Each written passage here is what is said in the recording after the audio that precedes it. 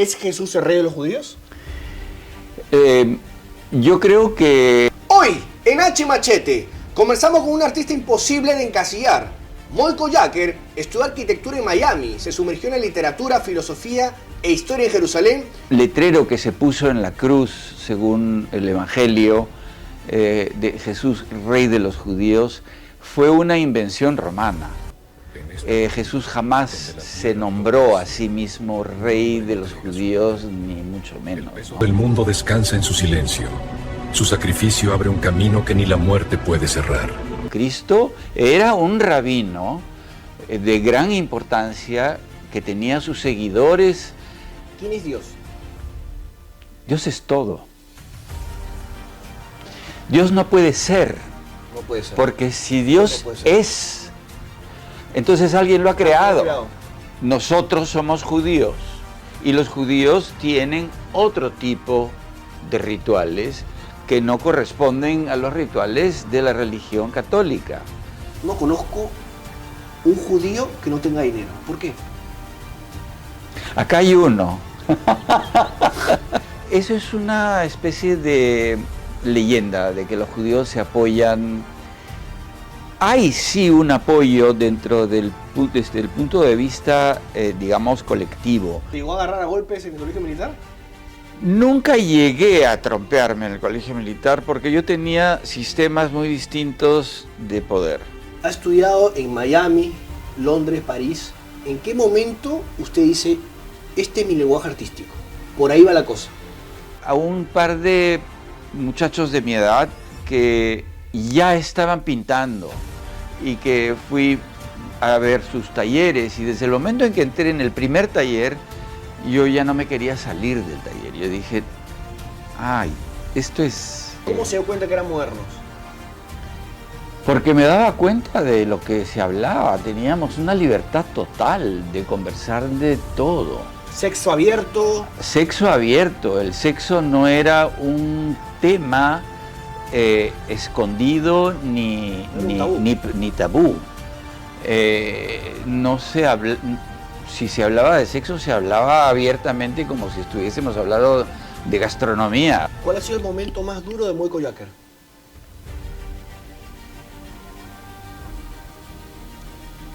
¿Se siente a veces solo?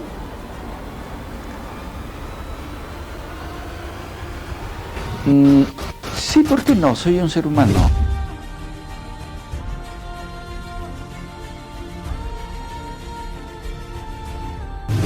Hoy, en H Machete, conversamos con un artista imposible de encasillar. Moiko Yaker estudió arquitectura en Miami, se sumergió en la literatura, filosofía e historia en Jerusalén y se formó en dibujo y pintura en Londres y París. En 1982 volvió al Perú y se definió como una curiosa mezcla, sudamericano, oriental, arequipeño y judío. Su obra busca un enganche astral entre los Andes y Jerusalén y ha recorrido bienales en La Habana, Cuenca, Lima, Panamá, Sao Paulo y Venecia. Un creador que pinta para unir mundos y mucho más. Un aplauso para el gran Moiko Yaker. No, Moiko, ¿cómo está? ¿Todo bien? Sí, muchas gracias, todo bien. Después de haber tenido una exhibición durante 4 meses, a la que esperé durante 5 años, bueno, trabajando naturalmente, pero muy satisfecho de cómo salieron las cosas y del vínculo que hubo con el museo, de la asistencia que fue bastante amplia, razón por la que ampliaron la exhibición. La fecha, sí. La fecha tenía que haber terminado el 25 de mayo y la prolongaron hasta el 6 de julio. Eso me dio una gran satisfacción. Y bueno, de regreso ya en el taller a reinventar las actividades, ¿no? ¿Ya en la realidad se podría decir? La realidad es todo, solamente que cuando uno exhibe es como una especie de burbuja, de espacio sagrado, ¿no? Porque es el momento en el que se revela al exterior todo lo que durante toda una época ha sido totalmente íntimo y un proceso de introspección y de trabajo consigo mismo y con la obra, ¿no? Moiko, ¿Cómo era pequeño? De muy pequeño. De muy pequeño. ¿Extrovertido, introvertido? No, y yo nunca he sido un niño introvertido. De muy pequeño vivía en Arequipa yo creo de una manera privilegiada desde el punto de vista de que fui a un colegio que quedaba enfrente de mi casa, de tal manera que sencillamente cruzaba la calle y ya estaba en el colegio La Salle, hasta donde yo me quedé en La Salle hasta el segundo año de media, inclusive, y luego mis padres decidieron mandarme al Colegio Militar Francisco Bolognesi, que es como el Leoncio Prado de acá. Y fue una temporada bastante difícil porque yo no era precisamente el tipo de niño que necesitaba un sistema militar. Sin embargo, los años pasaron y hay experiencias muy importantes durante toda esa época de la secundaria en el militar, en cuanto a relaciones humanas y en cuanto a conocerse mejor en el mundo de los vínculos, ¿no? Y sobre todo también en el tema de la disciplina. El colegio militar está basado en una programación muy disciplinada y muy estricta a los jóvenes, y cosa que cuando sucede no es muy agradable ni muy atractivo, pero años después, a lo largo de la vida de una persona, te das cuenta de que tienes un chip. En el chip hay un tema que es la disciplina rutinaria, ¿no? Que viene directamente de los años en el colegio militar, ¿no? Como a tu pregunta, yo no era introvertido, yo creo que normalmente extrovertido. Normalmente ni extrovertido específicamente, no era deportista, me interesaron siempre las artes, me interesó siempre la música, la cultura, cosa que no era precisamente la predilección del colegio militar en este caso, y me interesaron más las letras que las ciencias. Y bueno, la temporada pasó. Y en muy poco tiempo, terminando el colegio militar, yo dejé el Perú para empezar mis estudios en la Universidad de Miami. Mi elección fue la arquitectura. Durante varios años, digamos 2 o 3 años, intenté realmente tomarlo muy en serio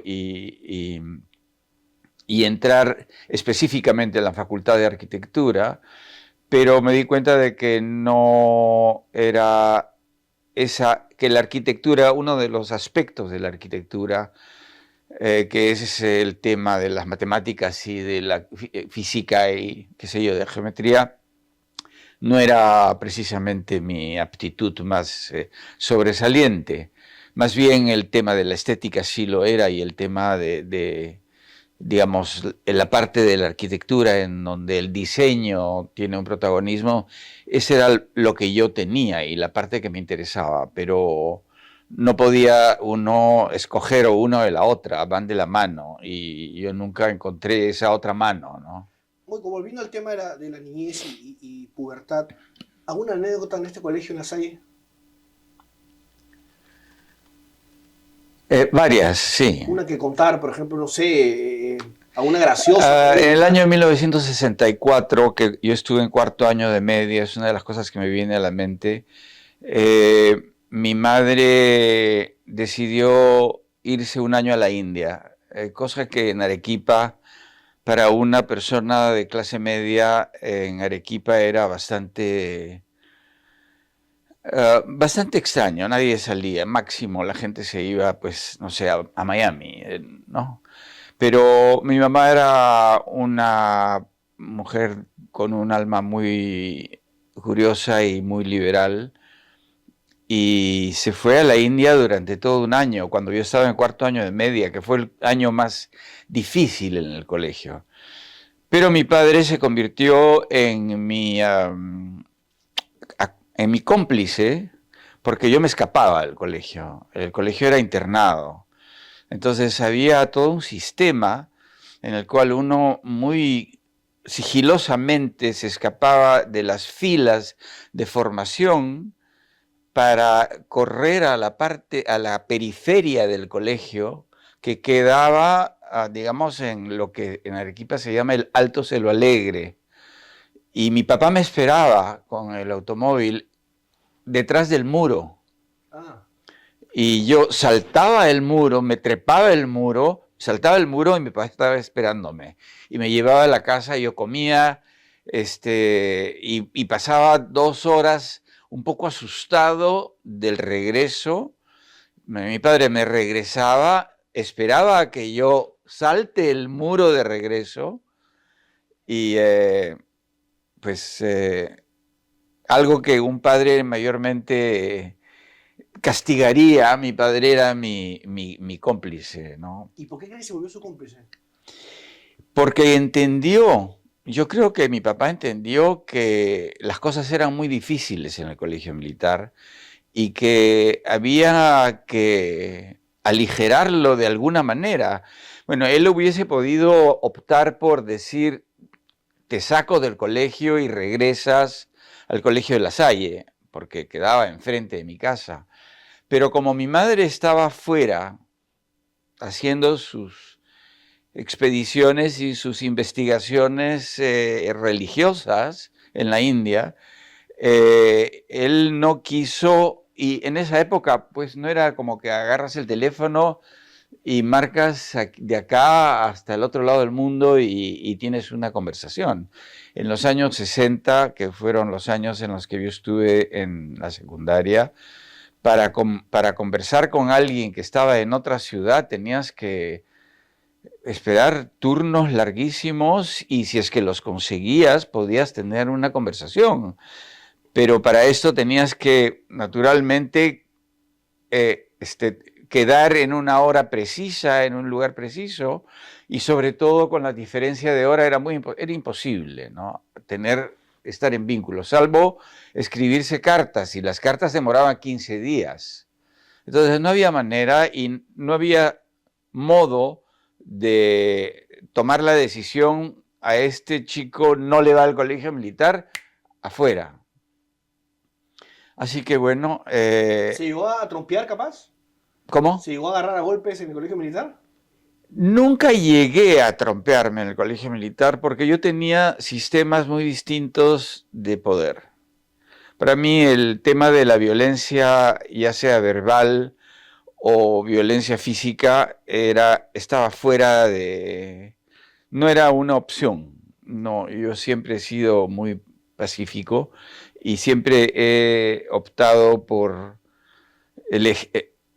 digamos, el alejarme de situaciones en donde la violencia verbal, que era muy presente en el colegio militar, porque el sistema era militar y había todo un tema de sumisión ya sea al alumno de un año mayor o a los oficiales, ¿no? Entonces, yo tenía una actitud digamos, de protección personal basada en el hecho de que yo era el único alumno, prácticamente el único alumno en toda la escuela que pertenecía a un medio que era muy distinto al medio natural, digamos, ¿no? En el sentido de que yo venía de una familia judía que, a pesar de ser muy asimilada a las costumbres criollas arequipeñas, porque mis padres eran súper criollos y les encantaba el tema el regionalismo arequipeño y el orgullo de ser peruano y tal,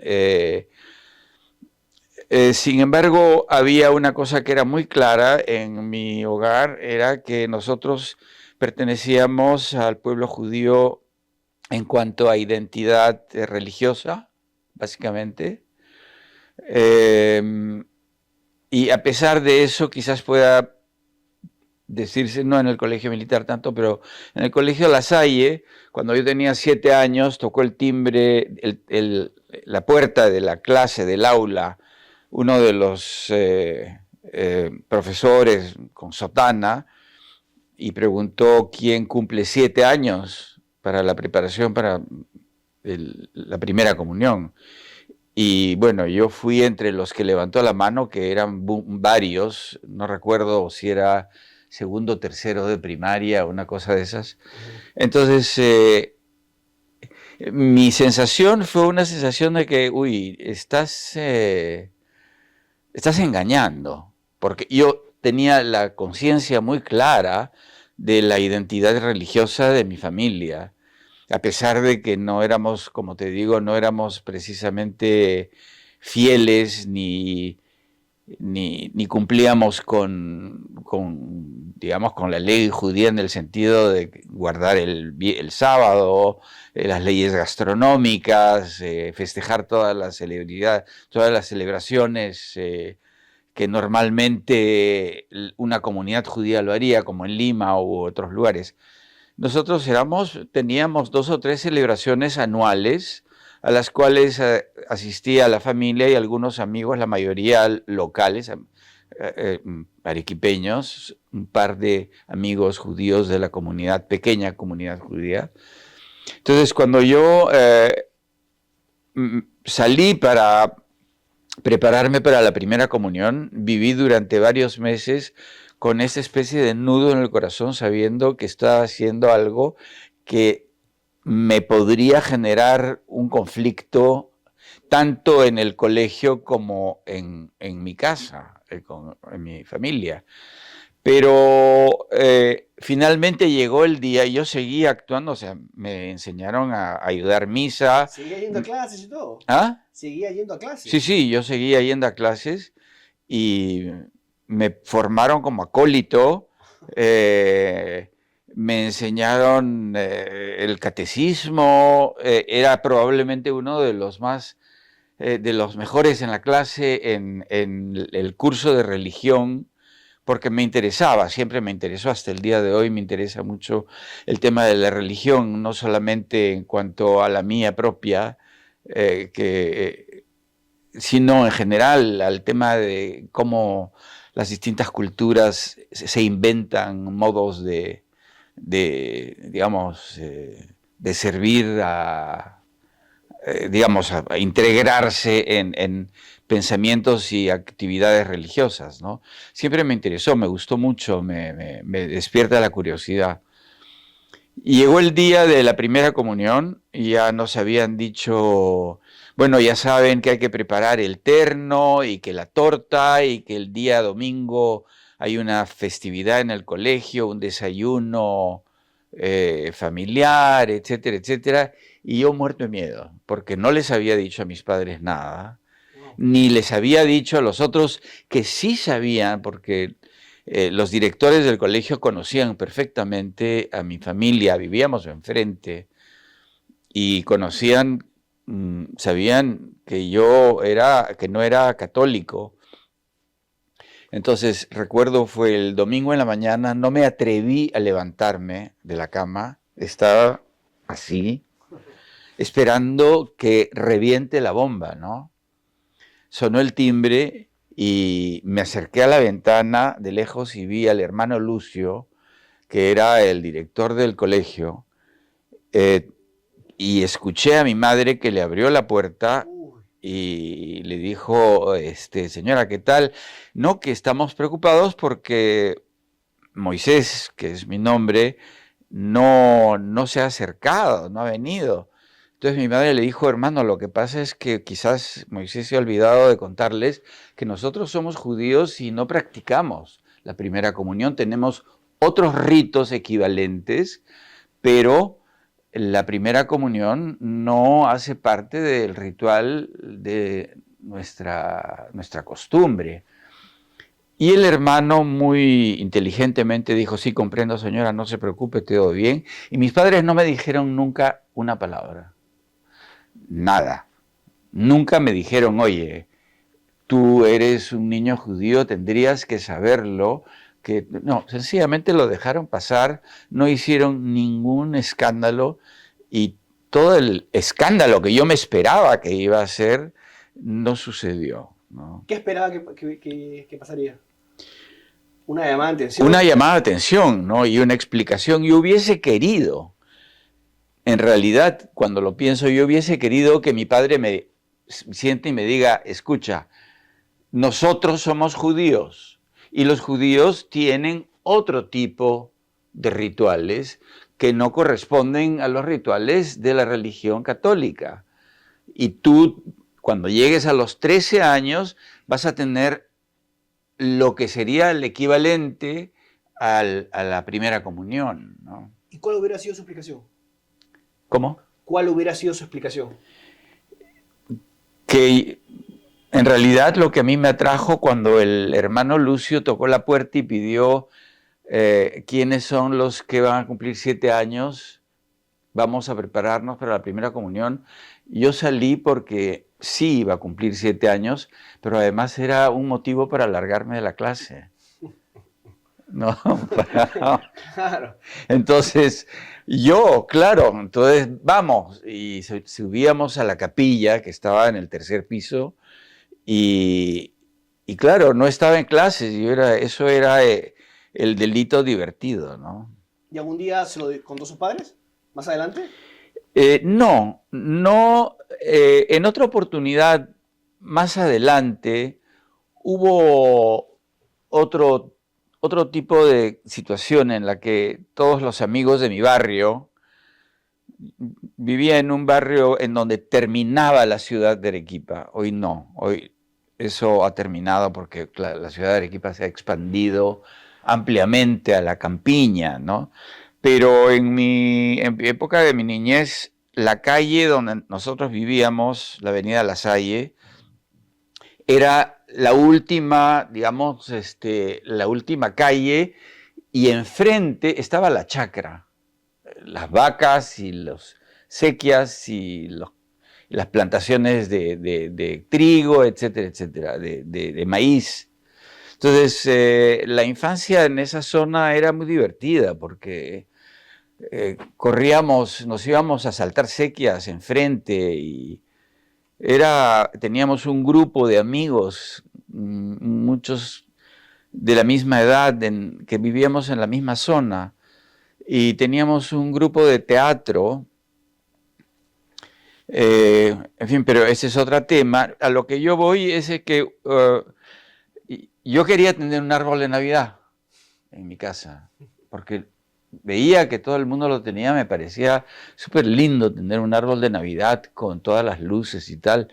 Entonces recuerdo que en el Parque Duhamel, que todavía existe en el centro de Arequipa, había una feria para esta época en donde vendían todos los implementos para hacerse el árbol de Navidad. Y yo fui con una amiga, mi vecina, que era mayor, y me compré cositas y tal, y un arbolito y tal, y de repente un día, el día que lo hice en la sala, en casa de mis padres, mi papá llegó, vio el árbol de Navidad y me dijo, nosotros no hacemos un árbol de Navidad. Lo que falló mi padre en contarme era de que en lugar del árbol de Navidad, nosotros en la misma temporada navideña, nosotros festejamos la celebración de Hanukkah, que es la fiesta de las luces, o sea, del mismo modo coincide de alguna manera, a pesar de que en Navidad se celebra el nacimiento de Jesús.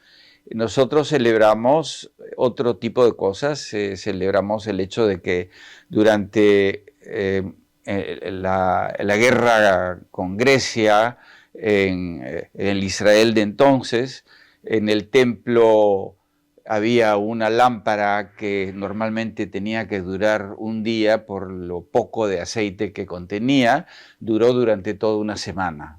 Entonces fue como un milagro, el milagro de la luz, ¿no? Pero digamos, si es que lo vemos desde el punto de vista simbológico, es muy parecido, ya sean las luces de un lado, las luces del otro lado, y también coincide con el solsticio de verano, ¿no? Que son normalmente, cuando hay solsticio de verano o solsticio de invierno, normalmente coincide con las celebraciones con un trasfondo religioso. ¿Podríamos llamarlo como un judío rebelde o le gustaban las costumbres del catolicismo? Me gustaba, me gustaba el tema de la religión, me gustaba que me contasen las historias. Yo no conocía el Antiguo Testamento, lo he conocido naturalmente porque me eduqué en un colegio cristiano, pero tampoco conocía el Nuevo Testamento, o sea, no conocía nada, porque en mi casa eran absolutamente ajenos a cualquier tipo de costumbres religiosas, salvo en abril, que se festejaba la Pascua, que coincide también con la Pascua cristiana, pero son dos distintos motivos, ¿no? La Pascua cristiana es la época de la pasión y muerte de Jesús, y entre nosotros la Pascua es la celebración de la huida de los judíos de Egipto, a través de Moisés, el Mar Rojo, etcétera, etcétera. Pero son celebraciones de independencia, de libertad, de alguna manera, ¿no? Y aprendí el tema cristiano, pero el tema judío lo tenía en casa, porque cuando en estas cenas de pascuales se habla mucho, o digamos la esencia de la celebración es el tema de que los judíos fueron esclavos durante 400 años en Egipto, y Moisés los liberó y los devolvió a lo que se llama la tierra prometida, ¿no? Eso sí lo sabía, porque lo leíamos antes de la cena, se leía toda la historia, ¿no?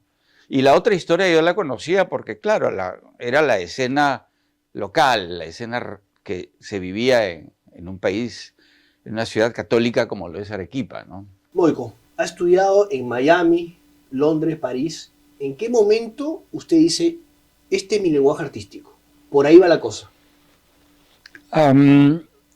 Después de darme cuenta de que arquitectura que yo estuve persiguiendo instalarme dentro de lo que eran los estudios de arquitectura, cuando me di cuenta de que que yo estaba buscando algo que no era precisamente el camino, yo decidí.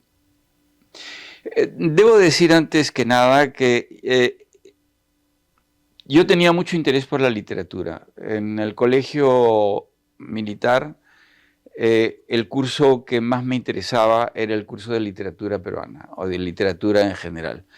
Y el curso de literatura para mí era la razón por la cual yo consideraba que valía la pena estar en el colegio. Porque leíamos, eran los años 60, en ese momento era el auge de la literatura latinoamericana, el boom latinoamericano, Cortázar, García Márquez, Vargas Llosa, Asturias, en fin, todos estos grandes escritores que han marcado una época, y todos, de alguna manera, como que todos los caminos me llevaban a París, como una especie de fantasía intelectual, una fantasía cultural. Entonces, yo en el fondo lo que yo quería hacer era llegar a París y no sabía para qué, porque yo no era escritor. Pero esa fantasía de París como el centro de la cultura y el centro digamos, del arte y todo esto, que yo conocía muy poco, me hizo dar un trote enorme antes de llegar a París específicamente para estudiar arte, ¿no? Fueron años de errando un poco, porque de Lima, una vez que regresé de Miami, habiendo decidido que no era ese el camino, tuve que convencer a mis padres de que me dejaran partir de nuevo, porque había sido un fracaso, naturalmente, lo de Miami. Yo me quedaba dormido en las clases. Los convencí a través de el hecho de que muchos jóvenes de la comunidad judía, con quienes yo no tenía mucho vínculo por haber crecido en Arequipa y no socialmente, yo no hacía parte, digamos, de las actividades de la juventud judía de Lima. Yo vivía de una manera un poco más apartada. Entonces, pero escuché, después de la Guerra de los 6 Días, que fue en el año 1967, que muchos jóvenes se iban como voluntarios a trabajar en las granjas colectivas. Entonces yo encontré y dije, bueno, por ahí de repente los agarro, ¿no? Y efectivamente les dije, bueno, me voy a Israel porque mucha gente se va y voy a trabajar en una granja colectiva. Yo tenía 18 años para ese entonces, 19 probablemente, y efectivamente me fui a Israel y fue una muy buena movida en realidad, porque llegar a Israel, había en esa época, yo no sé cómo es hoy día, pero había un sistema de integración a toda la judería que venía del mundo entero, y el inicio de este sistema de integración, de absorción, era naturalmente estudiar la lengua hebrea para poder desenvolverse dentro de un mundo tan distinto, ¿no? En una lengua que, si no la has estudiado de antemano, pues es tan distinta como, no es un romance, no es el inglés, francés, qué sé yo.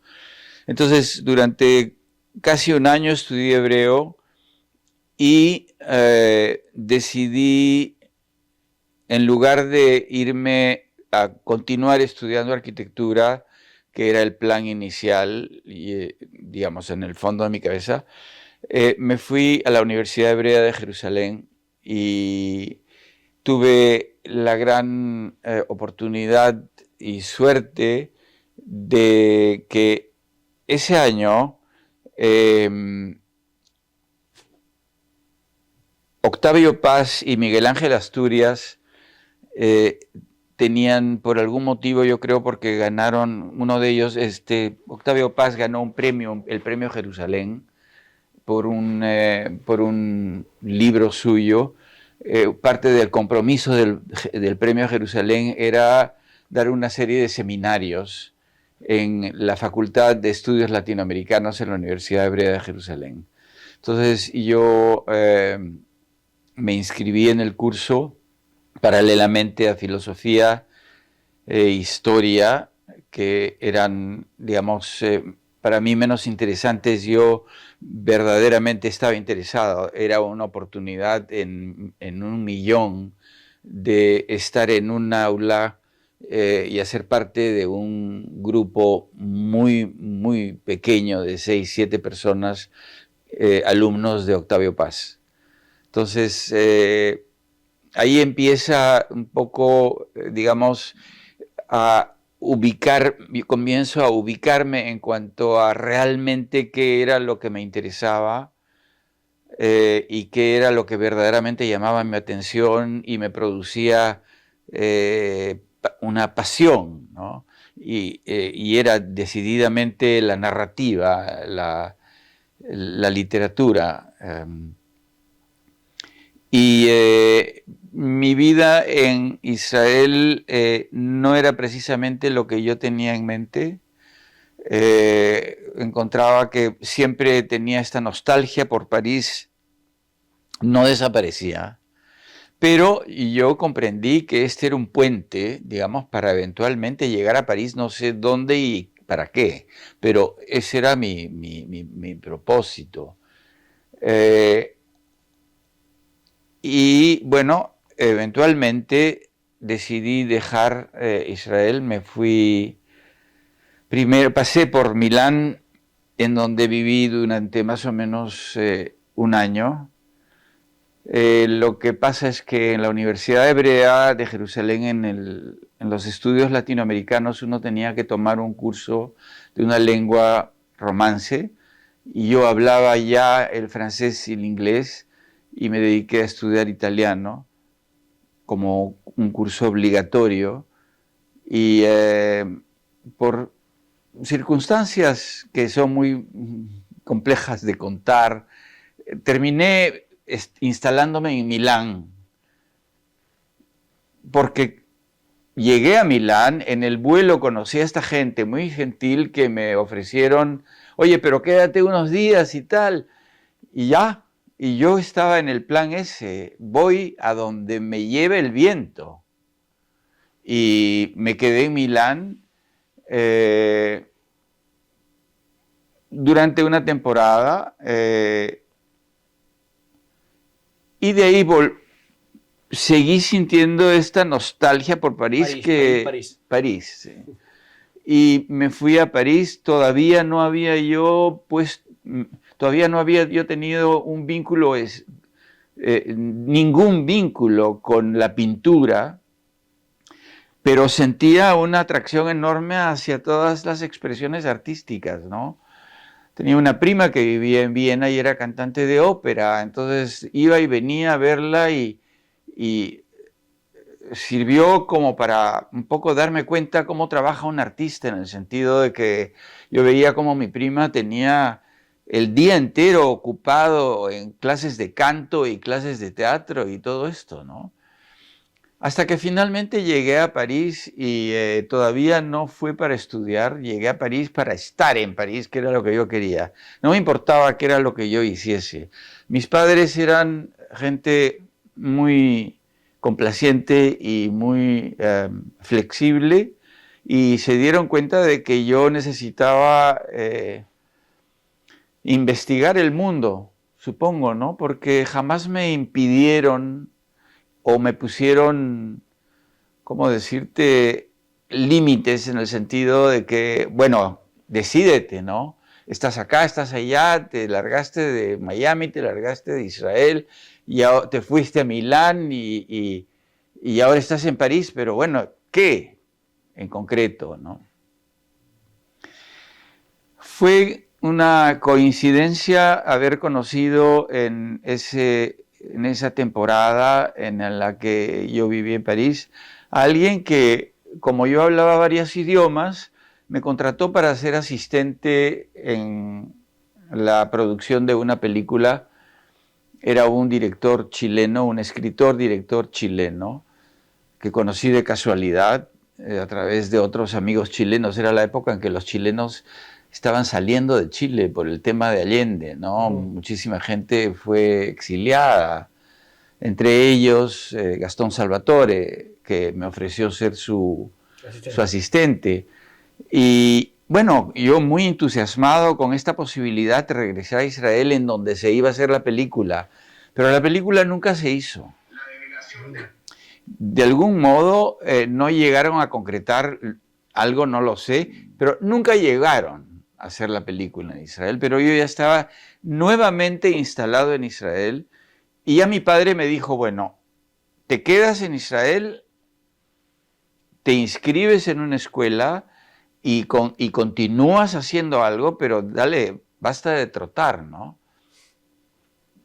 Y fue en esa temporada en que yo conocí, a través de los amigos aquí y allá, a un par de muchachos de mi edad que ya estaban pintando, y que fui a ver sus talleres, y desde el momento en que entré en el primer taller, yo ya no me quería salir del taller. Yo dije, ay, esto es lo mío. O sea, quiero regálame un par de telas, comida un poquito de, ¿sabes?, de pintura. Y yo quería empezar a pintar y empecé a pintar. ¿Cuál fue el primer cuadro? ¿Mm? ¿El primer cuadro cuál fue? Pues no, en esa época no tengo todavía, no tengo, digamos, en esa época yo no sabía de que había que hacer, digamos, el trabajo de un artista no solamente es estar en el taller trabajando, sino también de considerar lo que estaba sucediendo en el arte en este momento, de que había que trabajar con una galería o que había que mostrar la obra. Lo único que yo quería era pintar y es lo único que hacía. En esa época conocí a la que fue mi esposa y nos casamos posteriormente y volví a dejar Israel. Tuvimos una hija y regresamos al Perú de vacaciones, pero yo ya tenía en mente claramente el tema de la pintura. Fue realmente como mi descubrimiento que yo podía ser pintor. Se dio en esa temporada, 72, 73, y mi padre nuevamente accedió a que yo fuese a una escuela de bellas artes en Londres. El apoyo total de sus padres. Mi papá, sí, ambos. Ambos. Sí. 1982, 72. Claro, ¿cuánto voy a Perú? ¿82? 10 años después, en el 82, yo regreso al Perú. ¿Por intuición o rebeldía? No, porque fíjate que a los 13 años me mandan al colegio militar y luego, cuando yo tenía 82 años, yo tenía 33. O sea que durante 20 años yo no había vivido con mis padres. Me había formado solo en función a la gente que yo conocía, mayor o menor. Pero en el año 82 yo vine de paseo a visitar a la familia. Mi hermano en esa época se había trasladado a Venezuela y tenía una pequeña industria y me dijo, bueno, oye, ya que estás acá, yo necesito a alguien de confianza que trabaje al lado mío. Y yo le dije, ok, yo me había separado de mi esposa, de tal manera que mi vida empezaba de alguna manera Otra vez. Y acepté su propuesta y fui a Venezuela y trabajé con él durante una temporada muy corta, 7, 8 meses. Luego sucedió que yo me di cuenta de que si pensé dentro mío, ¿qué hago yo en Venezuela? O sea, acá no conozco a nadie, no tengo amistades, los únicos amigos míos eran mis hermanos, que ambos vivían en Venezuela, mi hermano y mi hermana y sus respectivos cónyuges y sus hijos y tal, y era el único vínculo que yo tenía al país fuera de la belleza de Venezuela, porque Venezuela es un país muy hermoso. Tuve la suerte que el marido de mi hermana era gerente de la empresa de electricidad de Venezuela y tenía él un trabajo muy importante que le permitía viajar. Tenía que viajar en un avión privado a varios lugares en Venezuela y yo viajaba con él y conocí muchísimo, ¿no? Venezuela, pero me di cuenta que si es que yo quería quedarme en Latinoamérica, que me gustaba, no podía ser en Venezuela, tenía que regresar al Perú. Y quería vivir cerca de mis padres, porque me di cuenta de que no había, a los 13 años se acabó la vida de... No los había gozado, no había compartido tanto como usted esperaba. No, nada. Mis hermanos sí, pero yo me crié con mis padres de lejos, ¿no? Entonces, cuando regresé acá de vacaciones de Venezuela, vine por una semana, recuerdo, a fines del año 81. Y la temporada que pasé aquí en Lima, me di cuenta de que si tenía que vivir en Sudamérica de nuevo, tenía que ser acá. Y me quedé.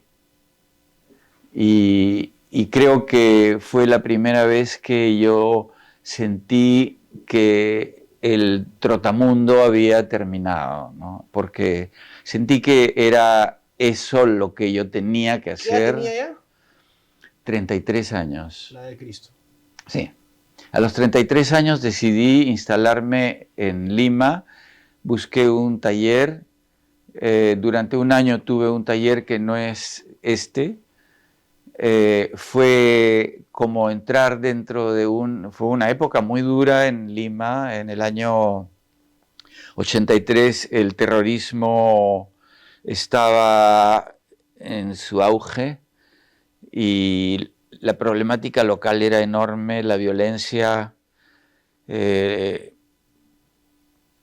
y lo que sucedía acá era bastante terrible. Y aún así usted decidió quedarse. Claro, no, recuerdo los perros colgados en las calles, los apagones, las torres que reventaban y nos quedábamos sin luz, las fiestas que de nunca acabar, ¿no? Porque uno, como había un toque de queda, si había una reunión había que quedarse hasta las 6 de la mañana que terminaba el toque de queda.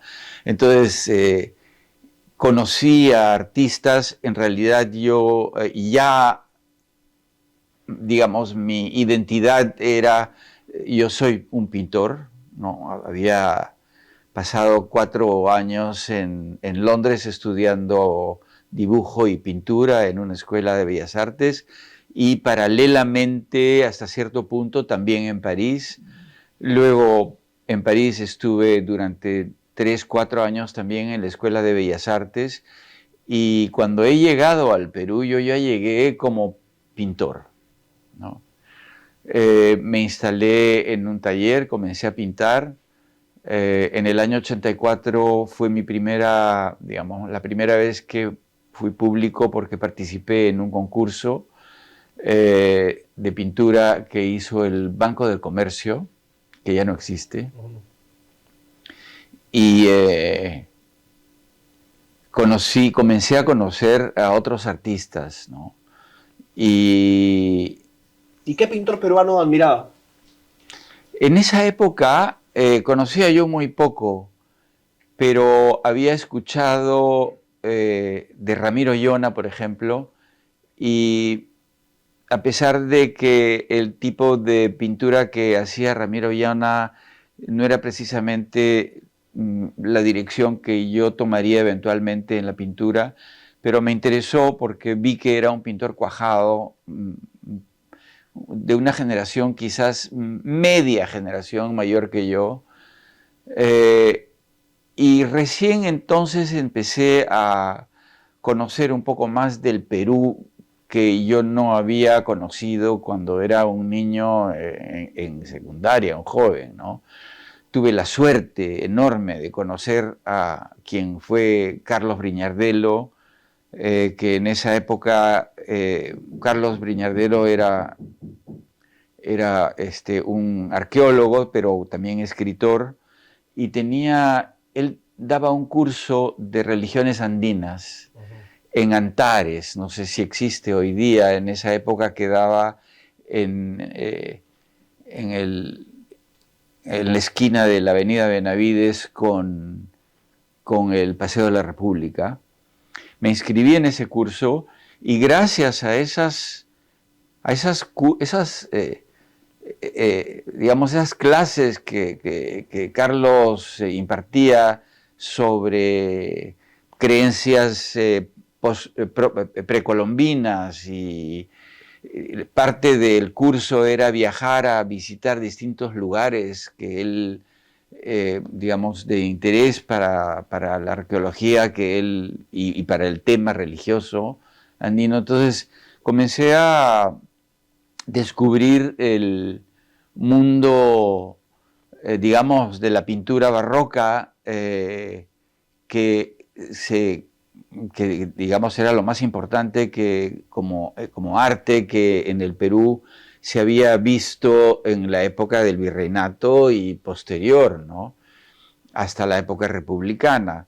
Y me interesó muchísimo. Yo creo que de alguna manera el sentido del arte barroco está muy vinculado a cierto tipo de filosofía neoplatónica que yo había estudiado y que me había interesado muchísimo, porque el neoplatonismo, digamos, estaba en gran parte vinculado también con misticismo hebreo y naturalmente los murales andinos me hablaban muchísimo de algo que para mí me resultaba de una manera enorme familiar en cuanto a expresión artística.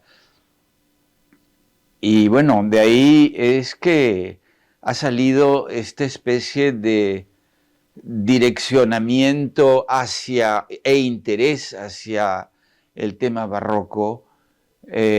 También conocí en esa temporada a Enrico Poli, que él tenía una colección de arte barroco que era verdaderamente alucinante, además de su colección precolombina. Entonces, parte del programa del curso de Brignardello incluía no solo estos viajes arqueológicos, sino también visitas a la colección de Enrico Poli y visitas, digamos, a las distintas pinacotecas en las iglesias del centro de Lima. Y yo me sentía en casa, en ese orden de cosas, ¿no? Y empecé a desarrollar una obra que tenía una influencia muy marcada de lo que a mí me interesaba, ¿no? De estas pinturas en donde, digamos, entre comillas, el horror vacui, el horror al vacío, era uno de los temas, o la contrarreforma, que está basada, digamos, la contrarreforma es un movimiento que surge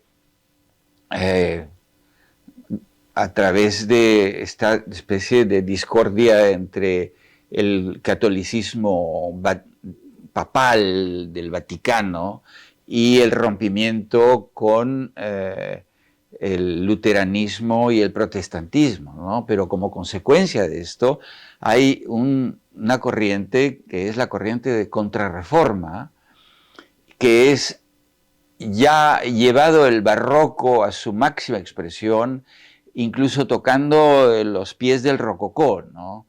Y todas esas variaciones que yo las veía enfrente mío, yo no tenía que irme al Louvre, ni tenía que irme al Metropolitan, ni a ningún lado, me bastaba meterme a las iglesias en el centro de Lima, ¿no? Barranco también.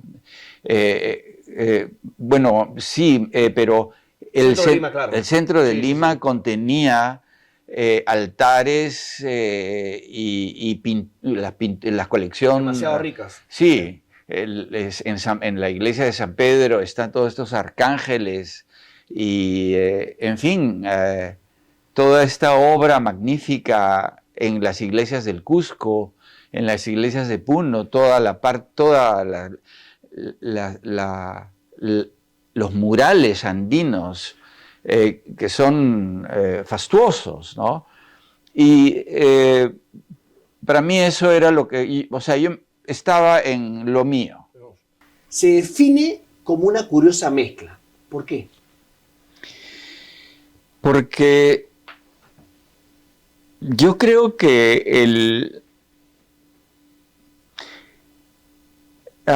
ser judío en una ciudad como Arequipa representa una serie de ¿cómo decirlo? Digamos, Arequipa es una ciudad por excelencia católica.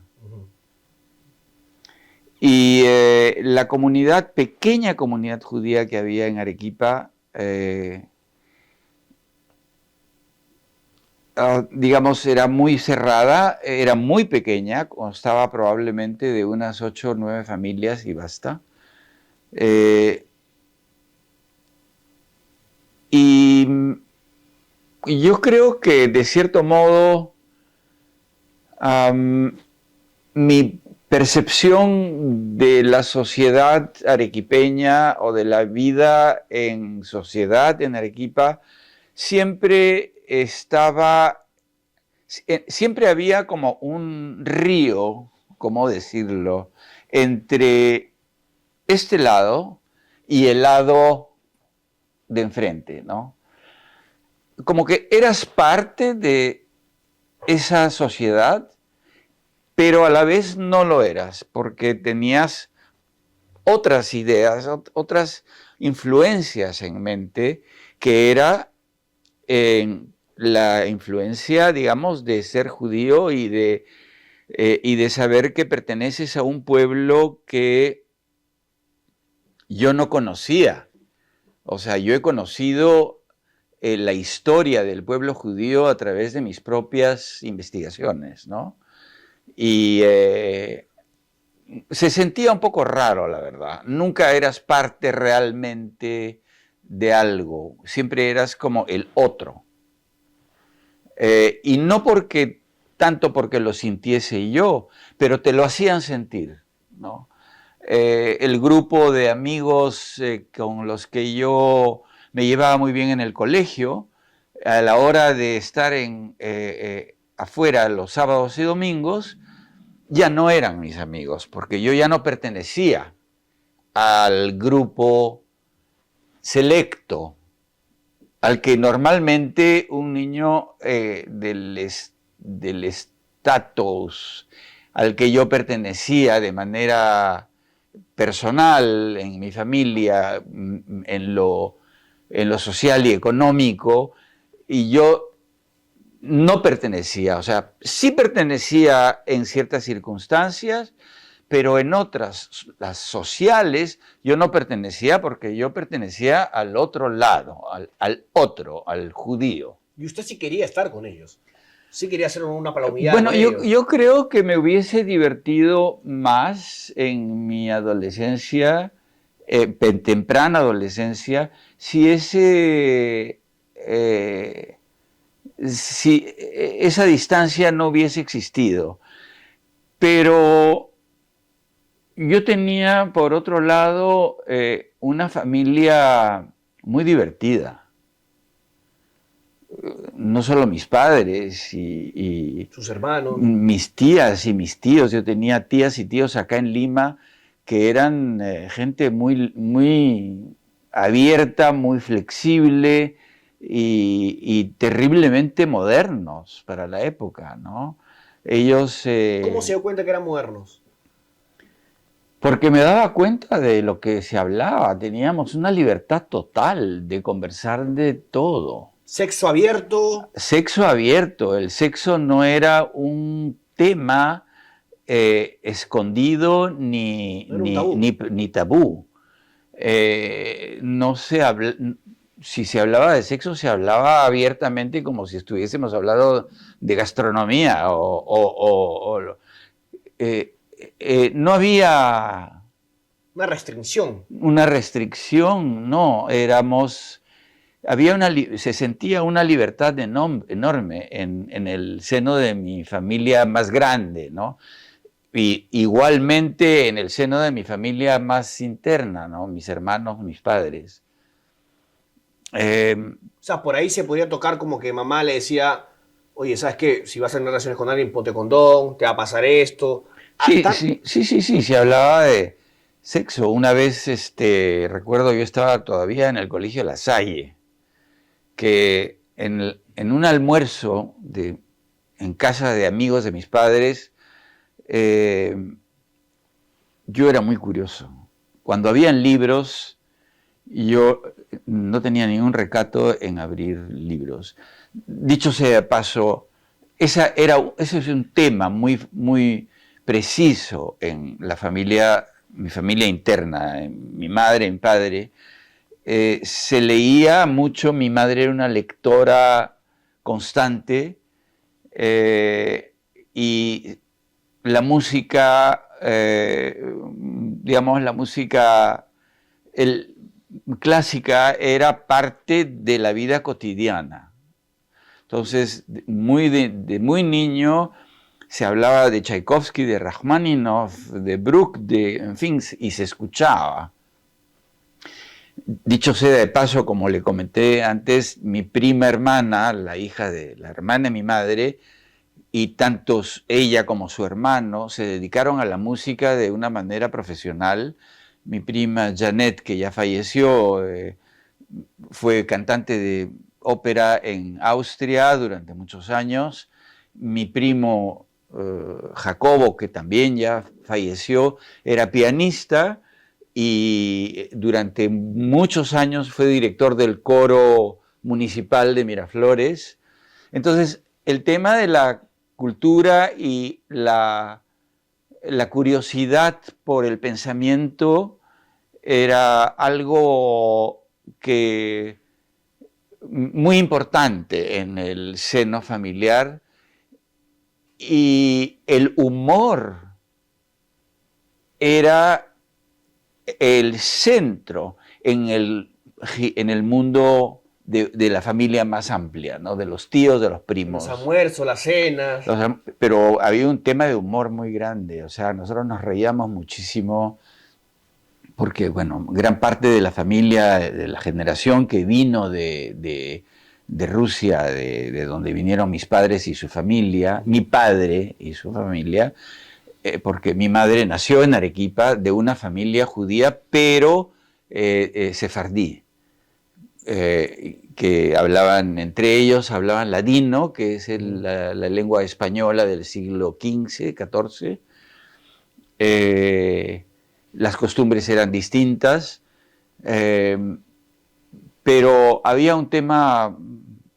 Era gente que la pasaba muy bien. ¿Cómo decirte? En Arequipa, las fiestas en casa de mis padres duraban 2 días.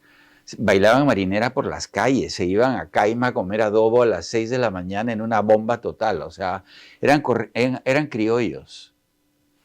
No había... No eran judíos ortodoxos. No, para nada. La ortodoxia y la existencia de la ortodoxia yo la he descubierto posteriormente por mis propios intereses, porque quería yo conocer, ¿no? Y sigue siendo para mí uno de los puntos de mayor interés la historia del pueblo judío y el pensamiento místico y religioso del pueblo judío y de otros pueblos. Siempre me interesó. Lo judío me interesaba naturalmente porque yo soy judío, pero me interesaba muchísimo la mística cristiana o la mística védica en general, el genio del pensamiento religioso humano. ¿Es Jesús el rey de los judíos? ¿Cómo? ¿Es Jesús el rey de los judíos? Yo creo que este letrero que se puso en la cruz, según el Evangelio, de Jesús, rey de los judíos, fue una invención romana. Jesús jamás se nombró a sí mismo rey de los judíos, ni mucho menos, ¿no?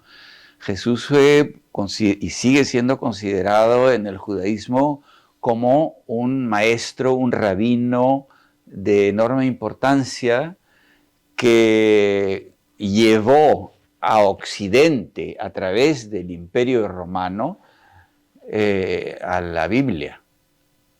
Posteriormente aparecieron los evangelistas, digamos los 4 evangelios, que desarrollaron, digamos, una religión cristiana, pero que no fue fundada por Cristo. Cristo era un rabino de gran importancia, que tenía sus seguidores, a quienes él transfería ideas de caridad y de hermandad y de ayuda por el prójimo y de ayuda por el que era distinto, que posteriormente se convirtió en la religión que conocemos hoy día a través de San Pablo, ¿no? Pero mucho tiempo después de Jesús. Entonces, Jesús, rey de los judíos, yo no lo veo de otro modo que como una burla que los romanos quisieron hacer en el momento de la crucifixión. INRI es Jesús Rex Iudeorum, ¿no? Rey de los judíos, pero fue eso una burla más que hicieron los romanos para transgredir un poco el tema de una persona que surge y que transfiere ideas de monoteísmo en un lugar que había sido tomado y gobernado por Roma y toda la religión romana, que tenía cientos de dioses, ¿no? ¿Quién es Dios? Dios es todo. Dios no puede ser. No puede ser. Porque si Dios No puede ser. es, entonces alguien lo ha creado. Dios es todo. Hay un pensamiento cabalístico que creo que es el más adecuado. En la religión judía la palabra Dios está prohibida de nombrarse, porque si es que tú nombras a Dios, lo cosificas, lo humanizas. Y Dios no pertenece a la categoría humana. Dios es todo lo creado. Entonces, el pensamiento místico sobre, Dios es que Dios en su infinita generosidad desaparece para dar lugar a su creación. Entonces, todo lo que vemos, la naturaleza, todo lo que nosotros somos, todo eso es la creación de Dios, por ende es Dios, solamente que tenemos como el hijo adora a su padre. Entonces, vemos en todas las religiones, sobre todo el cristianismo y el judaísmo, cuando hablamos de Dios, hablamos de nuestro Padre, Señor nuestro. No lo vemos como nuestro Padre porque somos humanos y estamos acostumbrados a que nuestro origen es papá. El papá nos ha engendrado con la madre. Entonces, la representación de ese vínculo nos hace llamarlo Dios Padre. Y también en el judaísmo, cuando se reza, hablamos del Rey del universo. Porque como humanos, ese es nuestro alcance. No podemos comprender el sentido de lo que significa ser un hombre o una mujer en un planeta que, si es que te alejas un poco, te das cuenta que es un grano de arena en el desierto. Tan vasto, tan vasto. Tan vasto. Como docente, ¿usted se puede dar cuenta cuando un alumno no es talentoso para la pintura? Sí. ¿Y se lo dice? ¿O lo trata de llevar? Oye, ¿sabes qué? No se lo dices. Tú no quieres decirle a nadie que está buscando ser artista que no lo es. Pero mi experiencia con los alumnos es de, tratar de conocer, si no eres artista y sin embargo has venido a una escuela de arte, es porque hay algún tipo de inquietud vinculada. Y si no es precisamente el arte, pintar o arte la plástico, pintura sí, o el arte plástico, de todas maneras tenemos que encontrar cuál es el camino que habría que fomentarle como alumno, ¿no? Entonces, yo creo que esa es la labor de un maestro, de dirigir un poco, de orientar. Moico, yo no conozco un judío que no tenga dinero. ¿Por qué? Acá hay uno. El día que fui a su exposición, le podría decir que todos tenían dinero, ¿no? Y usted dice, por ejemplo, en Argentina sí hay judíos la comunidad judía es grande, es más vasta. Y sí puede decir que hay pobres, ¿no? Pero aquí creo que también, igual, ¿sí? Sí. Son cerca de 3.000, creo, acá, la comunidad. Sí, es una comunidad muy pequeña, probablemente sea incluso menor a 2.000, pero es una comunidad bastante unida y que se conocen todos entre todos, hay muchísimo... Se apoyan. Mira, una especie de leyenda de que los judíos se apoyan. Hay sí un apoyo desde el punto de vista, digamos, colectivo. Existen instituciones dentro de la comunidad judía que se preocupan por los ancianos, ¿no? Hay instituciones que se ocupan de visitar a los enfermos. Hay instituciones que se preocupan por el proceso funerario cuando muere un componente de la comunidad. Hay instituciones que, como el Colegio León Pinelo, que tienen como propósito educar a la juventud y desarrollar en ellos su identidad judía y la religión en base al interés de cada cual. Hay sectores en el judaísmo en general, como los hay en todas las religiones, que son más conservadores, que son más liberales, que son ortodoxos, o que son sencillamente judíos culturales, que conocen del judaísmo, que se sienten judíos. Un poco probablemente soy yo un ejemplo.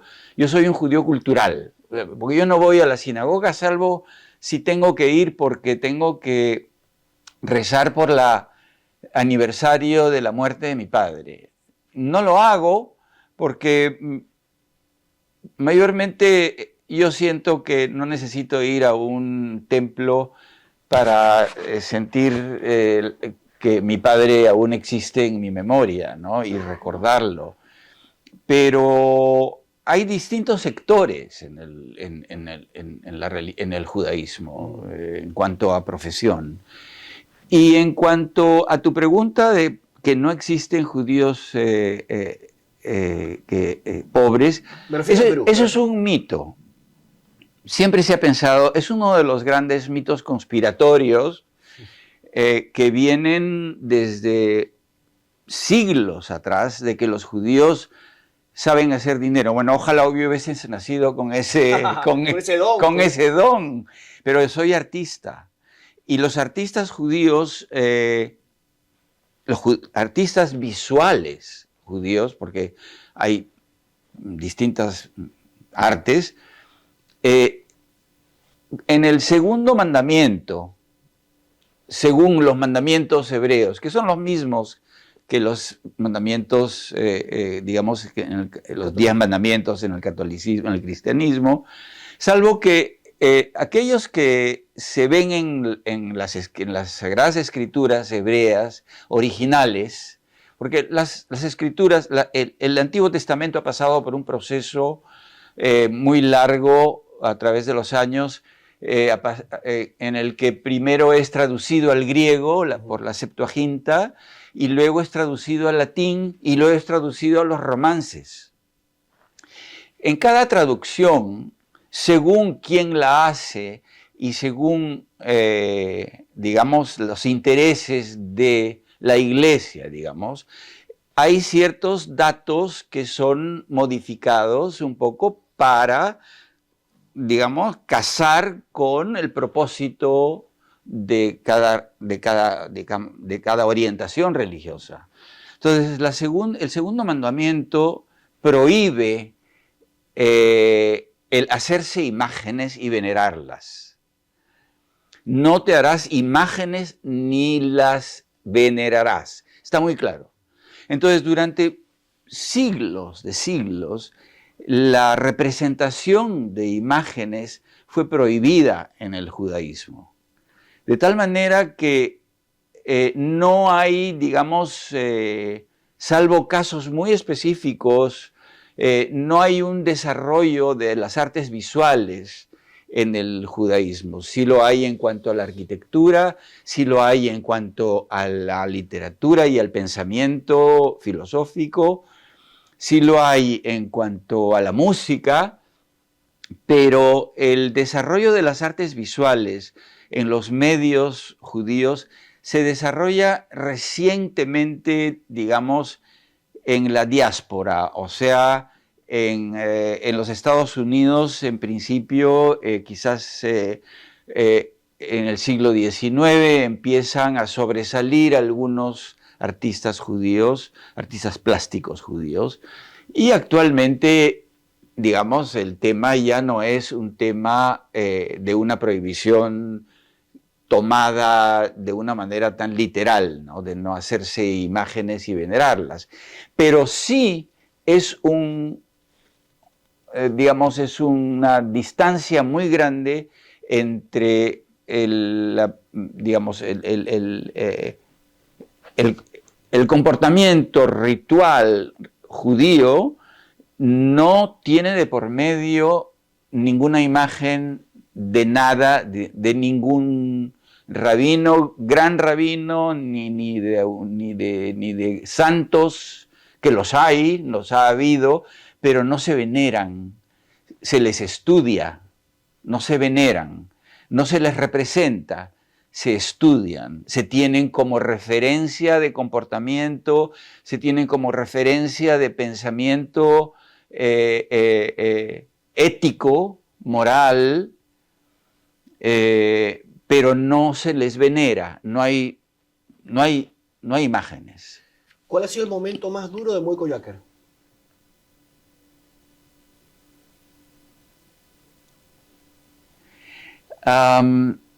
¿En qué aspecto, para ser más claro? El momento más duro para mí, lo pongo como ejemplo, fue cuando me quedé huérfano, ¿no? Primero muere mi madre y luego muere mi padre.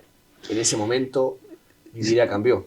Sí, digamos, en ese aspecto yo he perdido a toda mi familia. Mis dos hermanos murieron hace poco. Mi hermano murió en la época del COVID. Su mujer murió poco antes. Mi hermana falleció en el 2018. Su esposo murió 5 meses después. Mis padres murieron en el 2003 y 2005. Y mis tíos murieron todos, toda esta familia divertida, magnífica que he tenido de la parte de tanto de mi padre como de mi madre, fallecieron todos. Quedan en la familia, quedo yo y claro, quedan los nietos, ¿no? Mis sobrinos, los hijos de mis hermanos. ¿Se siente a veces solo?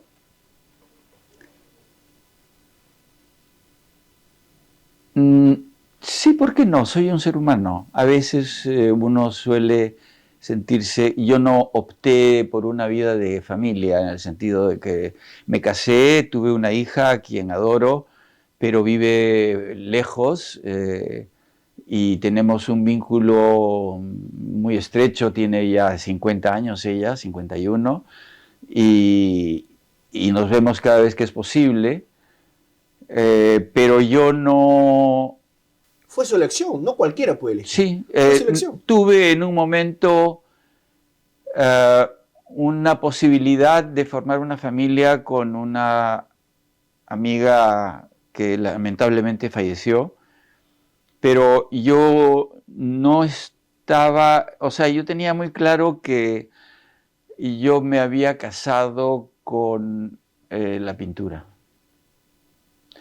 Y que mi interés